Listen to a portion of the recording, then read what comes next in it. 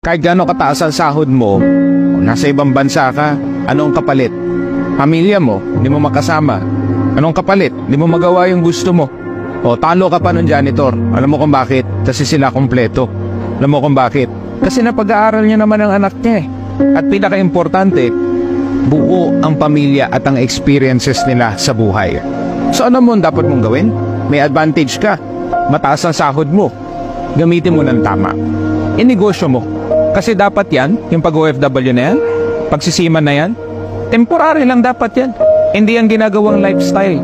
Kasi sabi ko sa'yo, masyadong mataas ang kapalit. You should start working on your success dito sa Pilipinas.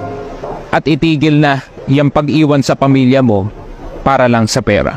Ayan galing yan kay Sir Mark Pingris.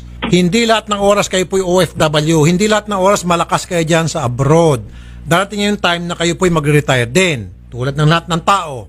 Then, ngayon pa lamang, mag-iisip ng kayo ng future ninyo. Mag-iipong kayo, mag-i-invest kayo. Tulad ng ginawa ni Sir Mark. Diba? Huwag yung bigay dito sa kanyang manliligaw, bigay doon sa nakilala sa Facebook, bigay rito sa boyfriend, bigay doon kay pamangkin, kay tatay, nanay, kung sino-sino bibigyan, and then, pag uwi ng Pilipinas, tapos na yung kontrata, magugulat na lang, wala ni 5. Kaya mga OFW, ayan ngayon pa lamang, mag-ipon kayo, think of the future, dahil hindi lahat ng oras, nandiyan kayo sa abroad at malakas kayo.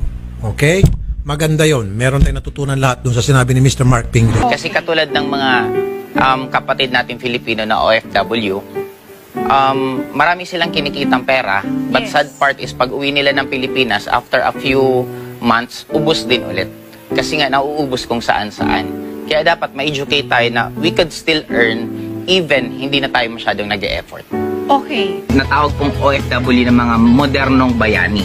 And sana wag po tayong maputol. Dadagdagan ko yung kwento ng isang OFW kasi kadalasan ng OFW nag-work sa abroad, maraming pera, pag uwi ng Pilipinas after ilang years na ubus din lahat. Maya-maya binibenta na yung bahay, yung lahat ng naipundar na binibenta.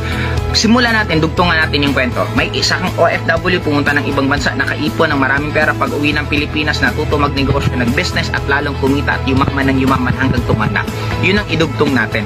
Huwag kayong matigil sa maraming pera pag uwi ng Pilipinas, wash out. Mas maganda pag uwi ng Pilipinas, natuto, maraming skills na natutunan, nagtayo ng maraming negosyo at tuloy-tuloy ng yumaman at tuloy-tuloy nakakatulog sa kapwa nila. Kaya yun ang magiging makabagong dapat goal natin lahat, na ang magiging OFW hindi lang kayo magaling magtrabaho sa ibang bansa, kung hindi darating ang oras, isa kayo sa pinaka magagaling na mga negosyante dito sa bansang Pilipinas.